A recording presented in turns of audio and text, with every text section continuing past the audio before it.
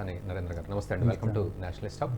So ఓవరాల్గా చూస్తే ఒక గట్టి టార్గెట్ తోటి వెళ్తున్నారు. అంటే మూడోసారి మనం అంటే ఫర్ ఎగ్జాంపుల్ ఇతర రాష్ట్రాల్లో కనుక చూస్తే, ముఖ్యంగా బీఆర్ఎస్ లాంటి పాత్ర కనుక చూస్తే కొంత డైల్యూట్ అయ్యారు. ఏది మనమే గెలుస్తామని గ్రాంటెడ్గా తీసుకున్న పరిస్థితి. కానీ కేంద్రంలో అటు బీజేపీ మాత్రం చాలా స్ట్రాటజిక్గా వెళ్తున్నట్లుగా తెలుస్తోంది. 100% అన్ని సీట్లు ఓట్ల శాతం కూడా పెంచుకునే ప్రయత్నం చేస్తోంది. సో నిజంగా ఎలాంటి సినేరియో ఉంది ఇప్పుడు బీజేపీ స్ట్రాటజీస్ విషయానికి వస్తే? ఇవాళ ఎన్నికలకు సంబంధించి దేశంలో ఎన్నికల వ్యూహాలను అనుసరించడంలో, ఎన్నికల్లో ఎదుర్కోవటంలో, దానికి సంసిద్ధత చేయటంలో బీజేపీ ఒక విధంగా మాస్టర్ ఆఫ్ ఆర్ట్ అంతా కూడా పెద్ద కళని సంపాదించుకొని ఏ పార్టీ కూడా దగ్గరికి రాలనేది విధంగా భారీ ఎత్తున ఎన్నికల వ్యూహాన్ని రూపొందించడంలో ఒక ఆరితేరారు బీజేపీ నాయకులు. అలా ఎన్నికలు జరిగిన మరుసటి రోజు నుంచే ఆ తర్వాత ఎన్నికలకి ఏ విధంగా సిద్ధం కావాలనే విషయంలో మొత్తం ప్రభుత్వం కానీ పార్టీ కానీ పనిచేస్తుంది. మిగతా విషయాలన్నీ పక్కన పెట్టి ఆ విధంగా అందరికన్నా వనరుల సమీకరణలో కానీ, ఎన్నికల ప్రచారాన్ని భారీ స్థాయిలో నిర్వహించడంలో కానీ, అన్నింటిలో కూడా ఎవరు కూడా అందుకోలేంత స్థాయిలో బీజేపీ ఈనాడు ఎదిగింది.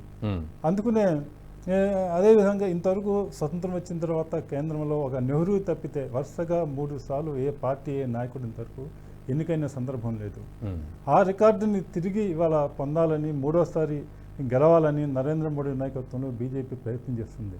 ఈ ప్రయత్నం 2019 ఎన్నికలలో గెలిచినప్పటి నుంచే ఒక విధంగా ప్రత్యక్షంగానూ పరోక్షంగానూ ప్రయత్నాలు ప్రారంభించారు. దానికోసం అనేక రకాల ఎత్తుగడలు మారుతున్న పరిస్థితులకు అనుగుణంగా మార్చుకోవటం కూడా చేస్తున్నారు.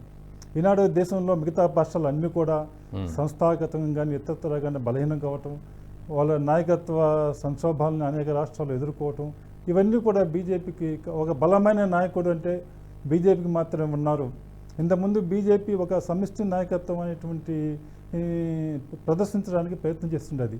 కానీ ఇవాళ మోడీ గ్యారంటీ పేరుతో మళ్ళీ మోడీని ఎన్నుకొని మోడీ మీకు ఉన్నాడు, మోడీ మీకు హామీగా ఉన్నాడని చివరికి బీజేపీ ఎన్నికల ప్రచారాన్ని కూడా మోడీ గ్యారంటీ పేరుతో ఈ మధ్య జరిగిన అసెంబ్లీ ఎన్నికల్లో విడుదల చేయడం ద్వారా మోడీ మాత్రం బలమైన నాయకుడి దేశంలో మోడీ మాత్రం ఉన్నారు, మోడీ మాత్రమే దేశంలో స్థిరమైనటువంటి ప్రభుత్వాన్ని అందివ్వగలరు, ప్రజలకు చేసిన వాగ్దానాలు ఏవైనా సరే అమలు చేయగలరు, ప్రజల సమస్యలు ఏవైనా సరే, దేశం ఎదుర్కొన్న సమస్యలు ఏవైనా సరే మోడీ మాత్రమే పరిష్కరించగలరు. అలాంటి సత్తా కానీ గల నాయకుడు కానీ పార్టీ కానీ దరిదాపులో లేరు అనేటువంటి ఒక అభిప్రాయాన్ని, దేశంలో బలమైన అభిప్రాయాన్ని ప్రజల్లో కలిగించడంలో కొంత మేరకు విజయవంతమై దాని ఆధారంగా వచ్చే ఎన్నికల్లో కూడా ఇంతకుముందు ఎప్పుడూ సాధించినటువంటి మెజార్టీని, ఉదాహరణకి 2014 ఎన్నికల్లోనే ఇందిరాగాంధీ తర్వాత పార్లమెంట్లో రాజీవ్ గాంధీ తర్వాత పార్లమెంట్లో పూర్తి మెజార్టీ ఒక పార్టీ సాధించడం బీజేపీ మాత్రమే చేసింది. ఆ రికార్డును కూడా అధిగమించి 2019లో 303 సీట్లు సంపాదించి బీజేపీ కొత్త రికార్డుని అధిగమించింది.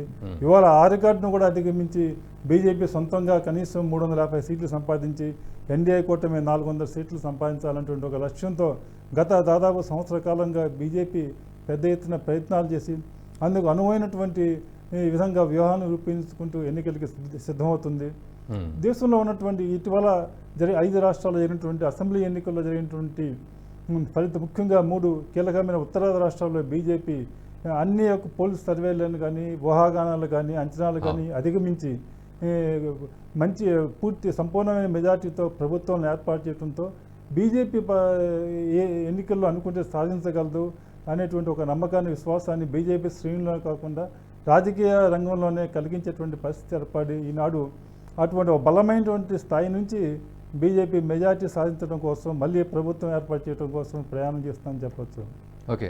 సో నరేంద్ర గారు, ఇందాక మీరు అన్నారు అంటే రాష్ట్రాల వారీగా చూసినప్పుడు కానీ బీజేపీ వ్యూహాలు కానీ, అయితే ఈ గెలుపుకు సంబంధించి అటు నరేంద్ర మోదీ యొక్క ఇమేజ్ మాత్రమే వర్కౌట్ అవుతుంది అనుకోవాలా, లేకపోతే పూర్తిగా భారతీయ జనతా పార్టీ కూడా వ్యూహాత్మకంగా వెళ్ళడం ఇదంతా కూడా తోడై ఈ గెలుపు, ఈ కాన్ఫిడెన్స్ వ్యక్తపరిచే పరిస్థితిలో ఉన్నారంట? అంటే మొత్తం పార్టీ యంత్రాంగం అంతా కూడా వ్యూహాలన్నీ కూడా నరేంద్ర మోడీ సెంట్రల్గా అంతకుముందు 2014లో కానీ 2019లో కానీ నరేంద్ర మోడీ కీలకమైన నాయకుడు అయినప్పుడు కూడా మొత్తం పార్టీ అనేక రాష్ట్రాల్లో స్థానిక నాయకులను కూడా బలమైన నాయకుల్ని కూడా ప్రొజెక్ట్ చేయడం వలన వాళ్ళు బీజేపీ ఒక సమిష్టి నాయకత్వమైనటువంటి ఆలోచన ఇచ్చే ప్రయత్నం చేసింది. కానీ ఇవాళ ఇటీవల 3 రాష్ట్రాల్లో ముఖ్యమంత్రులు ఎంపిక జరిగిన తీరు కానీ ఇవన్నీ చూస్తుంటే కేవలం నాయకుడు ఎవరైనా కాదు, మన నరేంద్ర మోడీని చూసి మాత్రమే ఈనాడు వచ్చే ఎన్నికల్లో ఆయన మోడీ గ్యారంటీ అనేటువంటి ఎన్నికల మేనిఫెస్టోనే మోడీ గ్యారంటీ అని పెట్టారు.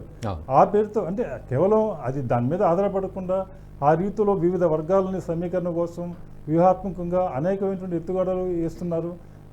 అనేక వర్గాలకి కేంద్ర క్యాబినెట్లో కానీ పార్టీలో కానీ అనేక వర్గాలకి ప్రాతినిధ్యం ఇచ్చే పార్టీ బీజేపీ మాత్రమే చెప్పడం ద్వారా, సందేశం ఇవ్వడం ద్వారా ఉన్నారు. కానీ వాళ్ళ రాష్ట్ర స్థాయిలో బీజేపీకి ఒక ఉత్తరప్రదేశ్లో యోగి ఆదిత్యనాథ్ తప్పితే సొంతంగా ప్రచారం చేసి బీజేపీకి ఓట్లు తేగలిగేటువంటి నాయకులు అంటే ఇవాళ పెద్దగా ఎక్కడ కనిపించట్లేదు. ఒకప్పుడు పూర్వం రోజుల్లో కాంగ్రెస్కి జాతీయ స్థాయిలో బలమైన నాయకత్వం ఉండి రాష్ట్ర స్థాయిలో బలహీనమైన నాయకత్వం ఉండేవారు. బీజేపీకి అటువంటి సమయంలో బీజేపీకి రాష్ట్ర స్థాయిలో బలమైన నాయకులు ఉండి జాతీయ స్థాయిలో పేరున్న నాయకులు ఉన్నప్పుడు వాళ్ళు ఎవరు కూడా సొంత నియోజకవర్గాలు ఉన్న నాయకులు ఎవరు ఉండేవారు కాదు. కానీ ఇవాళ అందుకు పూర్తిగా భిన్నమైన పరిస్థితి ఇవాళ బీజేపీలో ఉందన్నమాట. ఆ విధంగా ఇవాళ కొత్త ప్రయోగం చేస్తున్నారు. దానికి అనేక అంశాలు కారణాలు కూడా తోడవుతున్నాయి. ఈ పరిస్థితుల్లో ఎందుకంటే రాష్ట్రాల్లో ఇవాళ బీజేపీ ఎక్కడైతే కాంగ్రెస్ బలంగా ఉందో, కాంగ్రెస్ ఆధిపత్యం ఉందో ఆ రాష్ట్రాల్లో మాత్రమే బీజేపీ చెప్పుకోదగిన విజయాలు ఉన్నాయి. కానీ ప్రాంతీయ పార్టీ నాయకులు ఎక్కడైతే ఒక ఉత్తరప్రదేశ్ మినహాయిస్తే ప్రాంతీయ పార్టీ నాయకులు బెంగాల్లో కానీ, ఒరిస్సాలో కానీ, తమిళనాడులో కానీ, కేరళలో కానీ ప్రాంతీయ స్థాయిలో బలమైన నాయకుల చోట్ల బీజేపీకి చెప్పుకోదగినటువంటి ఫలితాలు సాధించలేకపోతుంది. దానికి కొన్ని బీజేపీ యొక్క విజయానికి కొంచెం అడ్డంకులు ఏర్పడుతున్నాయి. కాబట్టి జాతీయ స్థాయిలోనే ఎక్కువగా నాయకత్వం మీదే బీజేపీ దృష్టి కేంద్రీకరించేటువంటి పరిస్థితులు ఉన్నాయని చెప్పచ్చు. ఓకే. సో ఓవరాల్గా మీరు అన్నట్లుగా బీజేపీ గ్రాఫ్ కనుక తీసుకున్నట్లయితే ఒకవేళ 2019 విషయం ఆలోచించి అంతకుముందు 2014 విషయం ఆలోచిస్తే కానీ, లేకపోతే మీరు అన్నట్లు నెహ్రూ టైం నుంచి కూడా కనుక చూస్తే, సో ఈ ఓట్ల శాతాన్ని ఏ విధంగా వీళ్ళు డెవలప్ చేసుకుంటూ రాగలిగిన పరిస్థితి ఉంది అంటారు? బీజేపీ ఎప్పుడు కూడా సొంతంగా 20% మించి ఓట్లు ఎప్పుడు కూడా బీజేపీకి రాలేదు. గతంలో బీజేపీకి జనరల్గా దేశంలో 20% ఓట్లు అని చెప్పొచ్చు, అంతగా మాత్రమే. మొదటిసారిగా మొన్న 2014లో 30% మించి ఓట్లు వచ్చినాయి. 2019లో కూడా 37% వచ్చి బీజేపీ గ్రాఫ్లో ఉన్నాయి. అంటే స్వతంత్రం వచ్చినప్పుడు నెహ్రూ టైంలో, రాజీవ్ గాంధీ టైంలోనే ఇందిరాగాంధీ చనిపోయినప్పుడు 48% ఓట్లు వచ్చినాయి. ఆ స్థాయిలో కూడా అంతకుముందు నెహ్రూ కూడా పాపులారిటీ బాగున్నప్పుడు 47% అలా ఓట్లు వచ్చినాయి. ఇందిరాగాంధీ కూడా అంత నెహ్రూ, రాజీవ్ గాంధీకి వచ్చిన ఓట్లు, ఇందిరాగాంధీ కూడా మన ప్రధానమంత్రి అందరిలోకెల్లా చాలా వెరీ శక్తివంతమైన ప్రధానమంత్రిగా పేరు పొంది ప్రపంచంలోనే బలమైన నాయకురాలకు పొందిన ఆమె కూడా అని ఆ మేరకు ఓట్లు ఎప్పుడు రాలేదు. కానీ మొట్టమొదటిసారికి ఎందుకంటే ప్రజాస్వామ్యంలో బీజేపీ మొదటిసారికి ఎన్నికల్లో 50% ఓట్లు తెచ్చుకోవాలి అనేటువంటి ఒక లక్ష్యం పెట్టుకుని ప్రయాణం చేస్తుంది. ఎందుకంటే దానికి అది ఆ లక్ష్యం ఎప్పుడు ఆ లక్ష్యం తాజాగా ఇటీవల ముందుకు వచ్చింది. ఇండియా కూటమి ప్రతిపక్షాలు కూడా బీజేపీని ఒంటరిగా ఎదుర్కొనలేము, ఎందుకంటే మనం అందరం కలిస్తే బీజేపీని ఓడించడం తేలిక, ఒకే అభ్యర్థిని పెడితే అని ప్రతిపక్షాలు అన్నీ కలిసి సుమారు 4 నెలల క్రితంలో బొంబాయిలో ఇండియా కూటమి పేరుతో సమావేశం అయినప్పుడు కనీసం 400 సీట్లలో మనం ఒకే అభ్యర్థిని బీజేపీకి వ్యతిరేకంగా పెట్టాలి, మనం పెట్టగలము అనే నిర్ణయానికి వచ్చి ఆ విధంగా కసరత్తు బలవించినప్పుడు నిజంగా అదే జరిగితే బీజేపీ ఒక విధమైనటువంటి ప్రమాద గడియల్ని గమనించింది. ఆ విధంగా ప్రతిపక్షాలు కనుక 400 సీట్లు ఒకే అభ్యర్థిని పెడితే బీజేపీ మెజార్టీ రావడం కష్టం అవుతుంది అని బీజేపీ యొక్క అంతర్గత సర్వేల ప్రకారం కూడా ఇప్పుడున్న 303 సీట్లలో కూడా బీజేపీ అతిపెద్ద పార్టీకి వచ్చినప్పుడు కూడా కనీసం 60-70 సీట్లలో ఇంకా తగ్గేటువంటి అవకాశం ఉందని గ్రహించింది. కాబట్టి బీజేపీ ఈ ప్రతిపక్షాలు వీళ్ళ యొక్క నుంచి ఎదుర్కొన్న సవాళ్ళను ఎదుర్కోవాలంటే మనమే పూర్తి స్థాయిలో మెజార్టీ సంపాదించాలి సొంతంగా. అంటే ఇవాళ బీజేపీ 2014 తర్వాత వేరే పార్టీ కొన్ని ఎన్డీఏ పేరుతో కొన్ని పార్టీలు దాంట్లో కలిసి ఉన్నప్పుడు కూడా ఇతర పార్టీల మద్దతుతో కేంద్రంలో ప్రభుత్వం ఏర్పాటు చేయడానికి బీజేపీ సిద్ధంగా లేదు.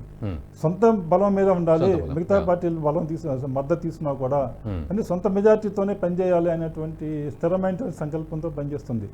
అందుకనే సొంతంగా మెజార్టీ రావాలంటే మనం 55% మించి ఓటు తెచ్చుకుంటే ఎన్ని పార్టీలు కలిసినప్పుడు కూడా మనల్ని ఏం చేయలేవు. అంటే దానికి కేవలం అది ఒక కార్యకర్తల శ్రేణుల్లో ఉత్సాహం కలిగించేటువంటి ఒక నినాదం మాత్రమే కాకుండా ఆ దిశలో కొంతకాలంగా పనిచేస్తున్నారు, సంవత్సరం కాలంగా. అందుకు ఎందుకంటే మిగతా మొన్న ఇటీవల జరిగినటువంటి అసెంబ్లీ ఎన్నికల్లోనే జరిగిన చూసుకుంటే బీజేపీ అంతర్గత సర్వేల్లోనే మధ్యప్రదేశ్ ఛత్తీస్గఢ్లో ఓడిపోయే అవకాశాలు ఉన్నాయి అని 6 నెలల ముందే బీజేపీ గ్రహించింది. కాంగ్రెస్ ఆ 3 రాష్ట్రాల్లో మనం గెలుస్తున్నాం అనే ధీమాతో ఉంది. వాళ్ళ విధంగా నిర్లక్ష్యంగా వ్యవహరించారు. బీజేపీ గ్రహించి మధ్యప్రదేశ్ ఛత్తీస్గఢ్లో దానికోసం వాళ్ళు ఏం చేశారంటే మనం ఓడిపోయిన సీట్లు ఏంటి అంతకుముందు ఎన్నికల్లో 5 ఏళ్ల క్రితం ఆ సీట్లు ఎలా గెలవాలనేటువంటి ప్రత్యేకంగా ఫోకస్ పెట్టారు. కేంద్ర మంత్రులుగా ఉన్నటువంటి భూపేంద్ర యాదవ్ మధ్యప్రదేశ్కి, మన్సిక్ ఆరోగ్య శాఖ మంత్రి అతను ఛత్తీస్గఢ్కి పంపించి వాళ్ళు మధ్యప్రదేశ్లో 89 నియోజకవర్గాల్లో గత ఎన్నికల్లో ఓడిపోయిన బీజేపీ ఉంటే వాటిని ఆయన స్వయంగా పోలింగ్ బూత్ స్థాయి వరకు కూడా వాటిని మానిటర్ చేసి ఆయన్ని ఆ నియోజకవర్గాల మీద ప్రత్యేక దృష్టి కేంద్రీకరించి, అంటే అంతకుముందు గెలిచిన సీట్ల మీద తిరిగి గెలవడం కోసం ఒక పక్క ప్రయత్నం చేస్తున్నాయి. వీటి మీద ప్రత్యేక ఫోకస్ పెట్టవలన వాటిలో దాదాపు 66 సీట్లని ఓడిపోయిన సీట్లని ఈసారి గెలిచారు. దానివల్ల దాదాపు అసలు మధ్యప్రదేశ్ చరిత్రలో బీజేపీకి ఎన్నడూ రానటువంటి విధంగా దాదాపు 3/200 దగ్గరలో సీట్లు వచ్చాయన్నమాట. కాంగ్రెస్ కాంగ్రెస్ అది ఇంకొక విధంగా బీజేపీ చేసిన ఎత్తుగడ అంటే నూతన నాయకత్వాన్ని జన్మము తీసుకురావటం. కేవలం 20-30 ఏళ్ళకి ఉన్నటువంటి నాయకుల్ని ఒక విధంగా వాళ్ళని పక్కన పెట్టడం అంటే చాలా సాహసోపేతమైన చర్య. అది ఏ పార్టీ కూడా ఆత్మహత్య సదృశ్యం అవుతుంది. అలాంటి ప్రయత్నం అయినప్పటికీ కూడా దాన్ని తీసుకుని చేశారు. ఉదాహరణకి రాజస్థాన్లో మధ్యప్రదేశ్లో కాంగ్రెస్ ఓడిపోవడానికి ప్రధాన కారణం ఏంటంటే సంజయ్ గాంధీ టైంలో ఆనాడు యూత్ కాంగ్రెస్లో నాయకులుగా ఉన్నటువంటి దిగ్విజయ్ సింగ్ కానీ, కమల్నాథ్ కానీ, అశోక్ గెహ్లోట్ కానీ వాళ్ళే ఇవాళ కూడా ప్రధాన నాయకులు కాంగ్రెస్ పట్టుకయ్యారు. వాళ్ళకి ఏదైనా ఎన్నికల వ్యూహకర్త వెళ్ళి డైలీ మీతో కొంచెం సమయం ఇవ్వాలి, డిస్కస్ చేయాలంటే నాకు అంత టైం లేదని వాళ్ళకే చెప్పి ఒక చేదస్థంగా మాట్లాడి వాళ్ళని చూసి చివరికి ప్రియాంక గాంధీ, రాహుల్ గాంధీ కూడా విసుగు చెంది ఇంకా ఈ రాష్ట్రాలు మీరే చూసుకోండి మేము జోక్యం చేసుకునే స్థాయికి అంత విసుగు చెందే విధంగా చేశారన్నమాట. అంటే కొత్త నాయకత్వం ఆవిర్భవించకపోవటం, పాత నాయకులు చాలా చేదస్థంగా వ్యవహరించడం వల్ల కాంగ్రెస్ భారీ మూల్యం చెల్లించింది. బీజేపీ విధంగా నూతన నాయకత్వం తీసుకొచ్చి ఓడిపోయిన కాన్స్టిట్యున్సీలని మీద ప్రత్యేక దృష్టి కేంద్రీకరించడం వలన అంతకుముందు ఎప్పుడు గెలవండి కేంద్ర మంత్రులు వచ్చి కేంద్ర మంత్రులుగా ఎంపీలుగా పనిచేసిన వాళ్ళు వచ్చి గతంలో బీజేపీ ఓడిపోయిన స్థానాల్లో పోటీ చేయడం అంటే సాహసపేత నిర్ణయం. అది ఎవరు కూడా చేయరన్నమాట. ఆ విధంగా కొత్త ప్రయోగాలు చేశారు. అదేవిధంగా ఈ లోక్సభ ఎన్నికల్లో గెలవడం కోసం కూడా 2019 ఎన్నికలు కాగానే అప్పుడు అమిత్ షా పార్టీ అధ్యక్షులుగా ఉండేవారు. ఆయన ఇంకా ముందుకు ఎలా సాగాలనే విషయంలో ఒక ప్రణాళిక తయారు చేశారు. దేశం మొత్తం మీద 144 నియోజకవర్గాలు బీజేపీ ఓడిపోయిన నియోజకవర్గాలను ఎంపిక చేశారు. వాటిలో కొన్ని అసలు ఎప్పుడు బీజేపీ చరిత్రలో ఎప్పుడు గెలవని నియోజకవర్గాలు ఉన్నాయి, లేకపోతే కొద్ది ఓట్లతో ఓడిపోయి 2వ స్థానంలో ఉన్నాయి, లేకపోతే 3వ స్థానంలో ఉన్నాయి చేసి వాటి మీద ప్రత్యేక దృష్టి కేంద్రీకరించి కేంద్ర మంత్రులందరూ కూడా ఒక్కొక్కరికి 3 నుంచి 4 నియోజకవర్గాలు అప్పచెప్పి మీరు క్రమం తప్పకుండా నియోజకవర్గాలు వెళ్ళాలి. అక్కడ కేంద్ర ప్రభుత్వం ఇన్ఛార్జిగా ఉండడం వల్ల వాళ్ళు అక్కడ ఉన్న అదంటే పార్టీ అఫైర్స్ వాళ్ళని చూడ రెగ్యులర్ పార్టీ అఫైర్స్ వస్తారు. అక్కడ ఈ ఫోకస్ ఎలక్షన్ మీద ఫోకస్ గా కేంద్ర ప్రభుత్వ పథకాలు ఎలా అందుతున్నాయి, ఎలా చేస్తున్నాయి, ఏంటి మీరు పర్యవేక్షించాలి అని అప్పచెప్పి ఒక ప్రయోగం చేశారు. గత జూన్లో సమావేశం అయినప్పుడు ఆ నియోజకవర్గాల సంఖ్యని 160కి పెంచారు. ఆ 160 నియోజకవర్గాల మీద ప్రత్యేక దృష్టి సాధించారు. తర్వాత అమిత్ షా బీజేపీ అధ్యక్షుడు కాగానే ఆయన మొట్టమొదటి మాట చెప్పారు, నా ప్రధాన లక్ష్యం ఏంటంటే ఇంతవరకు బీజేపీ ఎప్పుడు అధికారంలోకి దరిదాపులకు రానటువంటి దక్షిణాది రాష్ట్రాలు కానీ, తూర్పున రాష్ట్రాలు కానీ, ఒరిస్సా, పశ్చిమ బెంగాల్, నార్త్ ఈస్ట్ ఈ రాష్ట్రాల మీద నా ఫోకస్ ఉంటుందని ఆయన ప్రకటించారు. ప్రకటించిన తర్వాత అస్సాంలో తర్వాత ప్రభుత్వం ఏర్పడింది. బెంగాల్లో ప్రభుత్వం ఏర్పాటు చెప్పినప్పుడు కూడా 1 సీట్ నుంచి 67 సీట్ల దగ్గర అక్కడ పెంచుకొని అక్కడ బలమైన పక్షంగా ఏర్పడింది. ఆ విధంగా దక్షిణాదిన ఆయన చెప్పిన ప్రయత్నాలు అంతగా ఆయన హయాంలో ఫలించపోయినప్పుడు కూడా మిగతా రాష్ట్రాల్లో బీజేపీ ఉనికి మాత్రం చాటుకునే ప్రయత్నం చేసింది. ఆ విధంగా వ్యూహాత్మకంగా ప్రయత్నాలు చేయడం ప్రారంభించారు. ఈ వీడియో మీకు నచ్చినట్టయితే లైక్ చేయండి, 10 మందికి షేర్ చేయండి. అలాగే కామెంట్ల రూపంలో మీ అభిప్రాయాలను మాతో పంచుకోండి. Nationalist hub group of channels ను సబ్స్క్రైబ్ చేసుకుని తెలుగునాట జాతీయవాద జర్నలిజాన్ని ప్రోత్సహించండి. ఈ వీడియో కింద ఉన్న బెల్ ఐకాన్ పై క్లిక్ చేయడం మర్చిపోవద్దు.